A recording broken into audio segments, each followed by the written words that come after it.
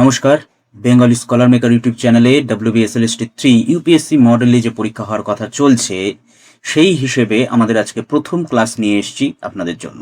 আপনারা দেখতেই পাচ্ছেন বাংলা সাহিত্যের ইতিহাস মঙ্গল কাব্যের বিষয়ে আমরা ডিটেল আলোচনা করার একটা চেষ্টা করব আজকের ক্লাসে। সেই জন্য প্রথম থেকে শেষ পর্যন্ত ভিডিওটি দেখলে আমার মনে হয় এই ক্লাস সম্পর্কে আপনাদের একটা স্বচ্ছ ধারণা মনে তৈরি হবে। তাহলে বেশি কথা না বাড়িয়ে আজকে আমাদের ক্লাসটি শুরু করছি। ইএমআরএস এবং নবোদয় বিদ্যালয়ে যে পরীক্ষাগুলো হয়ে গেল সেরকম টাইপেরও আমরা ডেসক্রিপটিভ টাইপের প্রশ্নগুলো একটু দেখে নেব। আমরা পুরো ক্লাসটিকে 5টা বিভাগে বিভাজিত করে আপনাদের সামনে রাখছি। আমরা টপ 40 ইম্পর্টেন্ট এমসিকিউ টপিকস আপনাদের সামনে রাখছি, যেখানে এই বিষয়গুলোকে আপনাদের পড়তে হবে। আমি পড়ে আর সময় নষ্ট করছি না, অনেকগুলো আলোচনা আছে। যদি আমি পড়তে যাই এখন বা আপনাদের বলতে যাই তাহলে অনেকটা সময় চলে যাবে। আমি স্ক্রিনটা স্ক্রল করে দিচ্ছি, আপনারা অবশ্যই সেখান থেকে কিন্তু আপনারা স্ক্রিনশটও নিয়ে নিতে পারেন বা আপনারা চাইলে এখান থেকে নোটটা করেও নিতে পারেন। তাহলে এই যে মধ্যযুগীয় যে আমাদের অধ্যায়টি আছে সেখান থেকে কি কি বিষয় আমরা পড়ব সেই বিষয়গুলোকে আমরা এখানে 1 2 3 4 করে মোট 40টি টপিকে ভাগ করা হয়েছে। ঠিক আছে, আমি এই একটু স্ক্রল করে দিচ্ছি আপনাদের সুবিধা। এটা গেল 40টি আমাদের এই এমসিকিউ টপিকস।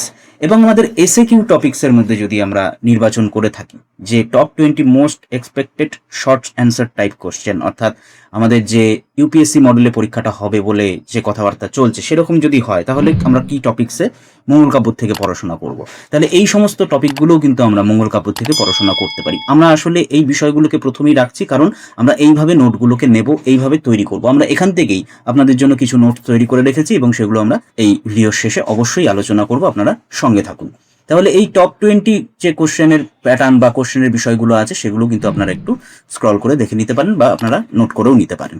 এটা গেল আমাদের পার্ট 1, অর্থাৎ পার্ট এ একটা অংশ আমরা রেখেছি এমসিকিউ এবং এসএকিউ কিরকম ধরনের আমাদের এখানে পড়াশোনা করতে হবে। এইবার যে গুরুত্বপূর্ণ বিষয়টি আমরা দেখব সেটা হচ্ছে আমাদের পরীক্ষামুখী বিশ্লেষণ, অর্থাৎ আমরা পার্ট 2 বা পার্ট বি অংশে আমরা এই বিষয়টাকে রেখেছি। অর্থাৎ এই আগামী WBSLST3 পরীক্ষার জন্য যে বিষয়গুলো আমাদের গুরুত্বপূর্ণ দিকগুলো দেখতে হবে তার মধ্যে সর্বোচ্চভাবে আমাদের যে সম্ভাবনাময় অংশগুলো আছে সেগুলোর মধ্যে আমাদের দেখতে হবে কি কবিদের উপাধি, কাল, অঞ্চল, অর্থাৎ এই মঙ্গল কাব্যের কবিদের আবির্ভাবের সময় থেকে শুরু করে তাদের যে পিতামাতা রয়েছে, কোন জায়গায় তারা জন্মগ্রহণ করেছেন, এই সমস্ত বিষয়গুলো আমরা এখানে এইভাবে দেখতে পারি। ঠিক আছে, তাহলে এই যে চরিত্রের পুঙ্খানুপুঙ্খ তথ্য, কোন কাব্যে কোন চরিত্র রয়েছে, কোন খল চরিত্র রয়েছে, কোনো অলৌকিক ঘটনা রয়েছে কিনা, এই বিষয়গুলো আমরা এখানে আমাদের মূল জায়গাটা পরীক্ষামুখী বিশ্লেষণটা এই। এবং মুখস্থ রাখার মতো তথ্য তালিকা আমরা এখানে রেখেছি কিছু যে গুরুত্বপূর্ণ রচনাকাল যে সালগুলো রয়েছে, অর্থাৎ এই যে আপনারা এখানে দেখতে পাচ্ছেন 1579 খ্রিস্টাব্দে দ্বিজ মাধবের সারদা মঙ্গল লেখা হচ্ছে, 1711-তে ঘনরাম চক্রবর্তীর ধর্মমঙ্গল লেখা হচ্ছে, 1744-এ জীবন মৈত্রের মনসা মঙ্গল, 1760-এ ভারতচন্দ্র রায়গুণাকরের তিরোধান। এই যে গুরুত্বপূর্ণ মঙ্গল কাব্যের যে সালগুলো এগুলো কিন্তু ঘুরে ফিরে প্রচুরভাবেই আমরা বিগত প্রশ্নেও আসতে দেখেছি, আগামীতেও আসবে, কারণ এই সমস্ত তথ্যের তো আর কোনো রকম পরিবর্তন হয় না। তাহলে এই বিষয়গুলো কিন্তু আমাদের একটু মাথায় রাখতে হবে। এটা গেল দ্বিতীয় বিষয়, মুখস্থ রাখার মতো একটা বিষয়। এইবার আমরা আদি কবিদের তালিকাও একটু দেখে নেব। মনসা মঙ্গলের আদি কবি কে, চণ্ডীমঙ্গলের আদি কবি কে, ধর্মমঙ্গলের আদি কবি কে। এবার আমরা পার্ট 3-তে চলে আসি, অর্থাৎ পার্ট সি, যেখানে রিভিশন আমরা দেব। অর্থাৎ যে রিভিশনস নোটগুলো আমরা কি পয়েন্টস আকারে আপনাদের সামনে রাখছি সেগুলো কি মধ্যযুগীয় বাংলা সাহিত্য, মূলত দেবতা কেন্দ্রিক বা দেবতা নির্ভর সাহিত্য ধারা কোথা থেকে শুরু হচ্ছে 1400 শতাব্দী থেকে 1800 শতাব্দী পর্যন্ত, এই বিষয়টা আমরা দেখতে পাচ্ছি। মঙ্গল কাব্য দেখা যাচ্ছে কোন জায়গাটাতে 1300 শতক থেকে 1800 শতক পর্যন্ত দেখা যাচ্ছে। শাক্ত মঙ্গল কাব্য কোথায় দেখা যাচ্ছে, যে সমস্ত মঙ্গল কাব্যের শক্তি বা কোনো স্ত্রী দেবতা অর্থাৎ মনসা, চণ্ডী, অন্নপূর্ণা, মহিমা বর্ণিত হয়েছে। আর কমলে কামিনী যে দৃশ্যটি, চণ্ডীমঙ্গলে বর্ণিত কালীদহ সমুদ্রের পদ্মের ওপর বসা এক রমণীর কর্তৃক হস্তিগ্রাস ও ওগ্রাবার অলৌকিক দৃশ্য, এই বিষয়গুলো কিন্তু এই মঙ্গল কাব্যের মধ্যে আমরা ভালো মতো দেখতে পাই। এগুলো ছোট ছোট জিনিসগুলো আমাদের এসএকিউ এবং এমসিকিউ দুটোতেই কিন্তু কাজে লাগবে। আপনারা এখান থেকে অবশ্যই কিন্তু গুরুত্বপূর্ণভাবে পড়াশোনাটা করবেন। এবার 2 নম্বর যে বিষয়টা, একটা টেবিল আপনাদের সামনে রাখা হয়েছে। এই টেবিলটা কিন্তু খুব গুরুত্বপূর্ণ, যেখানে দেখা যাচ্ছে যে কবিদের উপাধি কি, কোন গ্রন্থ তিনি লিখেছেন, কোন কোন সময় লিখেছেন। আমরা টেবিলটা পুরোটাই এখানে যদি আমরা রাখি আপনাদের সামনে তাহলে দেখা যাবে যে এই মনসা মঙ্গলের আদি কবি কানা হরিদত্ত, শ্রেষ্ঠ জনপ্রিয় মনসা মঙ্গল ধারা বিজয়গুপ্ত নারায়ণদেব, উল্লেখযোগ্য কবি ও গ্রন্থ বিপ্রদাস পিপলাই, দ্বিজ বংশীদাস, ক্ষেমানন্দ, জীবন মৈত্র। এবং এদের বিশেষ উপাধি যদি আমি বলি তাহলে নারায়ণদেবের উপাধি সুকবি বল্লভ, বিপ্রদাসের কাব্যের কলকাতার উল্লেখ আছে। তাহলে গুরুত্বপূর্ণ তথ্যগুলো কিন্তু আমরা এখানে দেখতে পাচ্ছি। চণ্ডীমঙ্গল দেখি আমরা আদি কবি মানিক দত্ত, শ্রেষ্ঠ কবি মুকুন্দরাম চক্রবর্তী, দ্বিজ মাধব এবং দ্বিজ রামদেব হচ্ছে উল্লেখযোগ্য কবি ও গ্রন্থ, তাদের শারদামঙ্গল এবং অভয়ামঙ্গলের মধ্যে পাচ্ছি। মুকুন্দারামের যে উপাধি সে কবি কঙ্কন, এবং দ্বিজ মাধবের কাব্য 1579 সালে প্রকাশিত বা লেখা পুঁথিটি লেখা হচ্ছে। অন্নদামঙ্গল শ্রেষ্ঠ জনপ্রিয় একাই ছিলেন তিনি। ভারতচন্দ্র রায় গুণাকর, বিদ্যাসুন্দর মানসিংহ লিখছেন। ঠিক আছে, ভারতচন্দ্র মধ্যযুগের শেষ ক্ষমতাশালী শিল্প প্রতিভা, তার ছিল মৃত্যু 1760। এবং ধর্মমঙ্গলের কি হচ্ছে, ময়ূর ভট্ট আদি কবি, ঘনরাম চক্রবর্তী শ্রেষ্ঠ কবি, রূপরাম, মানিকরাম, সীতারাম, সহদেব চক্রবর্তী এরা উল্লেখযোগ্য কবি। এবং ধর্মমঙ্গলকে রাঢ়ের জাতীয় মহাকাব্য বলা হচ্ছে। ঘনরামের কাব্য 1711 সালে পুঁথিটি লেখা হচ্ছে। এই যে তথ্যগুলো একটা টেবিলের মধ্যে আমরা রাখার চেষ্টা করলাম, সেটা কিন্তু আমাদের একটা গুরুত্বপূর্ণ তথ্যের মধ্যে থাকলো। আপনারা চার্ট করে নেবেন এইভাবে কিন্তু পড়াশোনাগুলো নোটগুলো নিতে হবে আগামী ক্ষেত্রে। এবং আমরা এগুলো ডিটেল আরো আলোচনা করছি এই কারণেই, যাতে যারা প্রথমবার পরের বার এসএসসিটা দেবে তাদেরকেও মাথায় রেখে আমরা এই কাজগুলো করছি। আমি জানি অনেকেরই হয়তো এটা মনে হতে পারে যে স্যার এগুলো তো একেবারেই সোজা বিষয়, এগুলো তো আমরা জানি, কিন্তু সেটা নয়। আমরা কিভাবে সাজিয়ে নিচ্ছি বিষয়টাকে, আমরা যেহেতু একটা পার্টে আলোচনা করছি সেই জন্য এই বিষয়গুলোকে একবারে সাজিয়ে নেওয়া। ঠিক আছে, এবার আমরা চলে যাই 3 নম্বর পার্টে, যেখানে আমরা বলছি কাব্যের মূল চরিত্র, খল চরিত্র সমূহ কি কি আছে। মনসামঙ্গলের খল চরিত্র বা এমনি চরিত্রগুলো কি কি আছে। চণ্ডীমঙ্গলের দুটো খণ্ডের মধ্যে, ব্যাতখণ্ড এবং বর্ণিক খণ্ডের মধ্যে কাকে কাকে আমরা পাচ্ছি, ধর্মমঙ্গলে আমরা কাকে কাকে পাচ্ছি। এবং সবচেয়ে গুরুত্বপূর্ণ যেটা, সেটা হচ্ছে এই কাব্যগুলির মধ্যে, এই যে চণ্ডীমঙ্গল, মনসামঙ্গল, ধর্মমঙ্গলের কথা আমরা বলছি, তাদের মধ্যে বৈসাদৃশ্য এবং পার্থক্যগুলো কি কি আছে, কাব্যগুলির মধ্যে ডিফারেন্স অ্যাকচুয়ালি কি আছে। আমি বলে সময় নষ্ট করছি না, আপনার স্ক্রিনে অবশ্যই দেখতে পাচ্ছেন, এবং এখান থেকে কিন্তু আপনারা অবশ্যই নোট নিয়ে রাখবেন। ঠিক আছে, আচ্ছা, এইবার আমরা আমাদের 4 নম্বর পার্টে আসছি, যেখানে আমরা একটু আলাদা ধরনের করার চেষ্টা করছি এখানে, যে মধ্যযুগীয় বাংলা সাহিত্যে প্রথমত কয়টি ধারার পরিচয় পাওয়া যায়। এবার অপশন রয়েছে 4টি, সঠিক উত্তর আমরা নির্বাচন করেছি 3টি। এবার ব্যাখ্যা এখানে একটু বলা হয়েছে যে মধ্যযুগীয় বাংলা সাহিত্যে 3টি প্রধান ধারা দেখা যায়, মঙ্গল কাব্য, বৈষ্ণব সাহিত্য এবং অনুবাদ সাহিত্য। অন্যান্য শাখাগুলিও এই 3টির সঙ্গেই সংশ্লিষ্ট। এবার ভুল করার জায়গাটা কোথায়, এই জায়গাটাই আমাদের গুরুত্বপূর্ণ, সেই জন্য এইভাবে আপনাদের সামনে এমসিকিউগুলোকে রাখা। তাহলে ভুল করার জায়গা, প্রবণতাটা কোথায়। অনেকে অন্যান্য উপশাখাকে আলাদা ধারা হয়ে বিভ্রান্ত হতে পারেন, কারণ মূল প্রধানত 3টি ধারাই আমাদের আছে, মঙ্গল কাব্য, বৈষ্ণব সাহিত্য এবং অনুবাদ সাহিত্য। এটা কিন্তু একটু মাথায় রাখতে হবে। 2 নম্বর প্রশ্ন, বাংলা সাহিত্যে কোন শতাব্দীর প্রারম্ভ থেকে দেবতাকে ত্যাগ করে মানুষের আধিপত্য সূচিত হয়। 4টি অপশন আছে। 19 শতাব্দী থেকে এই বিষয়টি শুরু হচ্ছে, কারণ 1800 শতাব্দীর দ্বিতীয়ার্ধে ইংরেজ শাসনের পর সমাজ ও সাহিত্যে পরিবর্তন আসছে, এবং 19 শতক থেকেই কিন্তু বাংলা সাহিত্যে দেবতাকে ত্যাগ করে মানুষের পাশে দাঁড়ানোর একটা প্রবণতা তৈরি হচ্ছে। এবার ভুল করার জায়গাটা কোথায় প্রবণতা, এটা কনফিউশন আমাদের তৈরি হতে পারে কি, যে 1800 শতাব্দীতে ইংরেজ শাসন শুরু হলেও মানুষের আধিপত্য কিন্তু 19 শতাব্দীর প্রারম্ভে স্পষ্ট হয়। এটাই কিন্তু গুরুত্ব। 3 নম্বর, 1500 শতাব্দীর পূর্বে রচিত কোনো মঙ্গল কাব্যের পুঁথি না পাওয়ার কারণ হিসেবে কি অনুমান করা যায়। কাহিনীগুলি নিম্নবর্ণ ও স্ত্রী সমাজের ছড়া, পাঁচালী ও মেলি ব্রতকথা রূপে প্রচলিত ছিল। 4 নম্বর যে এমসিকিউটা রাখা হয়েছে, যে পণ্ডিতদের মতে মঙ্গল কাব্য নামকরণের পেছনে নিচের কোন যুক্তিটি সঠিক নয়। তাহলে সঠিক উত্তরটি হয়ে যাচ্ছে 4টে অপশনে আগে দেখি, যে মঙ্গল অর্থে বিজয় বা দেবতার মহিমা কীর্তন, সঠিক। 1 মঙ্গলবারে শুরু হয়, অন্য মঙ্গলবারে পাঠ শেষ হয়, একদম সঠিক। কাব্য রচনা, পাঠ ও শ্রবণ করলে সকলের মঙ্গল হয়, এটাও ঠিক। তাহলে এটি কেবল মঙ্গোলীয় সংস্কৃতির প্রভাবে রচিত, এইটা ঠিক নয়। তাহলে কোন যুক্তিটি সঠিক নয়, অপশন ডি। তাহলে সঠিক উত্তর হয়ে যাচ্ছে ডি। আচ্ছা, এবার 5 নম্বর অপশন, বাঘের আক্রমণ থেকে আত্মরক্ষা করার জন্য সুন্দরবন অঞ্চলে কোন দেবতার মাহাত্ম্য ঘোষিত হতো। আমরা পরিষ্কার বুঝতেই পারছি এখানে যে ধর্মমঙ্গল থেকে নেওয়া হয়েছে, এবং এখানে আমাদের যে বাঘের যে দেবতার কথা বলা হচ্ছে তিনি হচ্ছে দক্ষিণ রায়। এবার দক্ষিণ রায়ের বিষয়টা কি বলছে, যে বাঘের আক্রমণ থেকে বাঁচতে বাঘের দেবতা দক্ষিণ রায়, এবং কুমিরের আক্রমণ থেকে বাঁচতে কুমিরের দেবতা কালু রায়ের উপাসনা করা হতো। তাহলে দক্ষিণ রায় ও কালু রায়ের মধ্যে বাঘ ও কুমিরের অধিপতি উল্টে যাওয়ার একটা সম্ভাবনা কিন্তু এখানে থাকবে। অর্থাৎ ভুল করার জায়গাটাও কিন্তু আমরা এখানে একটা প্রবণতা দেখানোর চেষ্টা করছি, যে এরকম ধরনের কনফিউশন কিন্তু ক্রিয়েট হতে পারে। সেই জন্য এই জায়গাগুলোকে কিন্তু আমরা একদম আমাদের মন থেকে সংশয় দূর করে দেব। 6 নম্বর, চাঁদ সদাগর বা চাঁদবেনে কোন নদীর তীরে অবস্থিত চম্পাই গ্রামের বাসিন্দা ছিলেন। তাহলে গাঙ্গুর নদী আমাদের সঠিক উত্তর হয়ে যাচ্ছে। 7 নম্বর, লক্ষিন্দর ও বেহুলার বাসর ঘরে লক্ষিন্দরকে দংশন করতে মনসা কাকে পাঠিয়েছিলেন। কালীনাগ। ঠিক আছে, এইখানে একটু জিনিস আমরা একটু দেখে নেব, যে কালীনাগকে আমরা নির্বাচন করছি কেন, কারণ এখানে বলা হচ্ছে যে মনসা দেবীর চর কালীনাগ বাসর ঘরে গিয়ে লক্ষিন্দরকে দংশন করে মেরেছিল।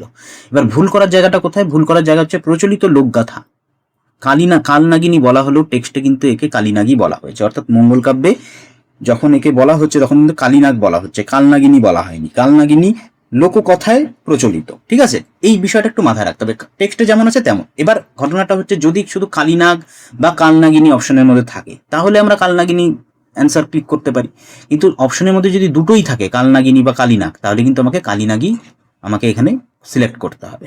8 নম্বর, মনসামঙ্গল কাব্যের আদি কবি হিসেবে কাকে অনুমান করা হয়? কানাহরি দত্তকে। 9 নম্বর, কবি নারায়ণ দেবের উপাধি কি ছিল? কবি সুবল্লভ, আমরা একটু আগেই ক্লাসে এই নোটসে আমরা কিন্তু দেখলাম।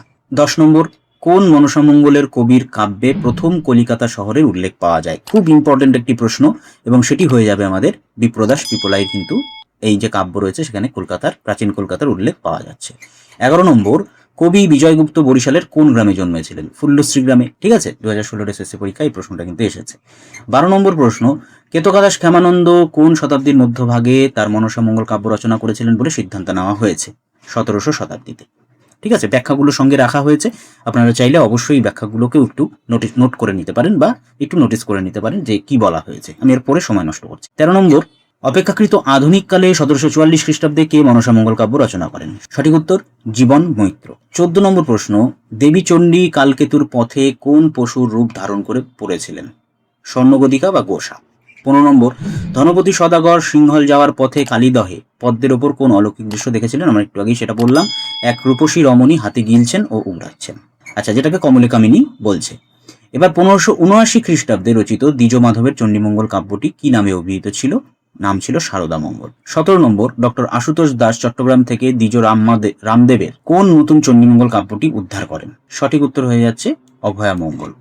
18 নম্বর, কোন মঙ্গল কাব্যকে পণ্ডিতগণ রাঢ়ের জাতীয় কাব্য বা ন্যাশনাল এপিক বলে অভিহিত করেছেন? আমরা সকলেই সেটা জানি, ধর্মমঙ্গল কাব্যকে করা হয়েছে।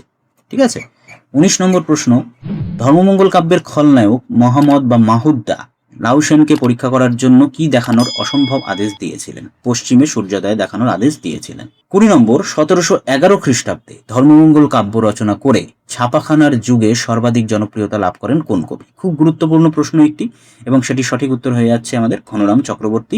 এইবার আমাদের একদম অন্তিম যে পঞ্চম ভাগ, সেই পঞ্চম ভাগের মধ্যে আমরা যে ইউপিএসসি মডেল বলে এত কথাবার্তা শুনছি, সেই হিসেবে আমরা কিছু এসএকিউ প্রশ্ন আপনাদের জন্য রেখেছি, এবং সেগুলো একদম নোটস আকারেই রেখেছি। 50 থেকে 60টা শব্দে রাখার চেষ্টা করেছি এই প্রশ্নগুলোকে।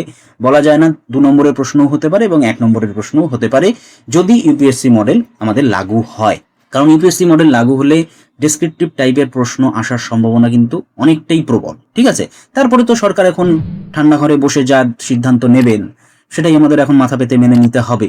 এখন যদি ইউপিএসসি মডেল বলতে তারা শুধুমাত্র স্বচ্ছতার দিকে জোর দেন, পরীক্ষার প্যাটার্নের উপরে নয়, তাহলে সেই ওই 50টা 60টা খুব জোর হলে আমাদের হয়তো প্রিলিমিনারি হিসেবে একটা হয়তো টেটের মতো একটা হতে পারে, তারপরে আমাদের সাবজেক্ট দেখা হতে পারে। যদি হয়, আমরা সবসময় আমাদের ক্লাসে এমসিকিউর সঙ্গে আপনাদের জন্য প্রতিটা টপিক থেকে এরকম ধরনের এসএকিউ আমরা রাখবো, কারণ আমাদের খুব মনে হচ্ছে ডেসক্রিপটিভ টাইপের প্রশ্ন এবার অ্যাড হতে পারে। ঠিক আছে, তাহলে প্রথম প্রশ্নটা কি? মধ্যযুগ ও আধুনিক যুগের বাংলা সাহিত্যের মূলগত পার্থক্য সংক্ষেপে আলোচনা করো। আমরা আমাদের বিগত ভিডিওতে বারবার এটা বলেছিলাম যে এসএকিউ টাইপের যদি প্রশ্ন আমাদের লিখতেই হয় তাহলে আমাদের এখন থেকেই কিন্তু রেডি হয়ে যেতে হবে, কারণ একটাই, আপনাদের দেখে হয়তো মনে হতে পারে যে এগুলো তো কোনো ব্যাপারই নয় স্যার, এগুলো তো একবার পড়লেই হয়ে যাবে। না, এত সহজ নয়। বিষয়টা হচ্ছে যে যখন পরীক্ষার হলে আপনারা পরীক্ষা দিতে বসবেন বা লিখতে বসবেন, তখন কিন্তু সময়ের মধ্যে এই 50-60টা ওয়ার্ডের মধ্যে এক গুছিয়ে লেখা, এটা কিন্তু শিল্পের ব্যাপার। ঠিক আছে, সেই শিল্পটাকে আয়ত্ত করতে হবে কিভাবে? প্র্যাকটিসের মাধ্যমে। সেই জন্য আমরা আমাদের প্রথম ক্লাসেই আপনাদের জন্য এইভাবে প্রশ্ন নিয়ে এলাম। আমরা কিভাবে করলাম বিষয়টা? মধ্যযুগীয় বাংলা সাহিত্য ছিল সম্পূর্ণভাবে দেব নির্ভর। এই 400 বছর সাহিত্যে দেবতা বা দেবকল্প মানুষের আধিপত্য ছিল। অন্যদিকে 19 শতাব্দীর প্রারম্ভে ইংরেজ শাসনের পর আধুনিক যুগে বাংলা সাহিত্য দেবতাকে বর্জন করে মানুষের গৌরব প্রতিষ্ঠা করে, অর্থাৎ মধ্যযুগ দেবতার এবং আধুনিক যুগ মানুষের। এভাবে আমরা গুছিয়ে একদম 50-60টা ওয়ার্ডের মধ্যে কিন্তু শেষ করেছি। ঠিক আছে, 2 নম্বরের জন্য একদম অ্যাপ্রোপ্রিয়েট। মঙ্গল কাব্য নামকরণ প্রধান 3টি কারণ কি? প্রধান 3টি কারণ আমরা আগেই আলোচনা করলাম, এবং এই আলোচনাটা আমরা এই 3টে পয়েন্ট করে সুন্দর করে গুছিয়ে লিখলাম, এবং 50-60টা ওয়ার্ডের মধ্যেই আছে। সমাজে মনসা পূজার আদি বিস্তারের কারণ কি ছিল? এটাও 50-60টা ওয়ার্ডের মধ্যে আমরা লিখেছি। তাহলে এই যে 50-60টা ওয়ার্ডের মধ্যে টু দি পয়েন্ট অ্যান্সার করা, এটা কিন্তু একটা পুরো ক্যালিবারের ব্যাপার, একটা শৈল্পিক, একটা গুণাগুণের ব্যাপার। যখন আমরা এগুলো প্র্যাকটিস করার মধ্যে আসবো তখন কিন্তু এই জিনিসগুলো খুব সহজেই আপনারা আয়ত্ত করে নিতে পারবেন। আগেও করেছে, এসএসসি কি আগে হয়নি? 2 নম্বরের পরীক্ষাতেই তো আগে এসএসসি হয়েছে। তা আগে কিভাবে করেছে? প্র্যাকটিসের মাধ্যমেই। আমরা আশেপাশে কত দেখেছি দাদা দিদিদের যে দিন রাত পড়াশোনা করতে। তা আমরাও চেষ্টা করলে আমরাও পারবো, কেন পারবো না? সেই জন্য আমাদের এই বিষয়গুলো একটু মাথায় রাখতে হবে যে আমরা এখন থেকেই ডেসক্রিপটিভ একটু চেষ্টা করব। শুনো, আমি এখানে বলতে গেলে ভিডিও প্রচুর লম্বা হয়ে যাবে, এতটা ধৈর্য আশা করি অনেকেরই নেই। সেই জন্য আমি একটু স্ক্রল করে যাচ্ছি। আপনারা কিন্তু অবশ্যই এখান থেকে নোটস আকারে এগুলোকে নিয়ে নেবেন। খুবই ইম্পর্টেন্ট কিছু কিছু প্রশ্ন রাখা হয়েছে, আপনারা দেখলেই হয়তো বুঝতে পারবেন যে এখানে কি আমাদের বলা হয়েছে অ্যাকচুয়ালি। ঠিক আছে, এই 15টা প্রশ্ন আমরা এখানে রেখেছি। 15টা প্রশ্ন আপনারা দেখলেই বুঝতে পারবেন যে কিভাবে গুছিয়ে একটা উত্তর লিখতে হবে। আমরা প্রত্যেকটা ক্লাসে এইভাবে আপনাদের জন্য উত্তর নিয়ে আসবো, সঙ্গে মক টেস্ট থাকবে। আজকেরটা যেমন মক টেস্ট নয়, আজকে পুরোটাই একটা ক্লাস আমরা নিলাম, এবং এই ক্লাসের মধ্য দিয়েই আমরা বোঝানোর চেষ্টা করছি যে আমাদের পড়াশোনার ধরনটা কেমন হবে। এবার আসি একটি গুরুত্বপূর্ণ আলোচনায়। আমাদের ক্লাসগুলো যে আগামীতে হবে, সেই ক্লাসগুলোর পিডিএফ যদি আপনারা পেতে চান, তাহলে অবশ্যই কিন্তু আমাদের চ্যানেলের মেম্বারশিপ নিতে হবে। আমাদের মেম্বারশিপের দুটো ক্রাইটেরিয়া আছে, একটা গোল্ড মেম্বার, একটা সিলভার মেম্বার। অবশ্যই যারা মেম্বার তাদেরকেই আমরা হোয়াটসঅ্যাপ গ্রুপে আমাদের এই বিষয়গুলোকে পিডিএফ আকারে আপনাদের সামনে তুলে ধরবো। ঠিক আছে, আজকে এখানেই শেষ করছি। কেমন লাগলো আজকে প্রথম দিনের ক্লাস অবশ্যই কিন্তু কমেন্ট করে আমাকে জানাবেন। আগামীতে দেখা হবে এরকমই কোনো ক্লাস নিয়ে। ধন্যবাদ সকলকে।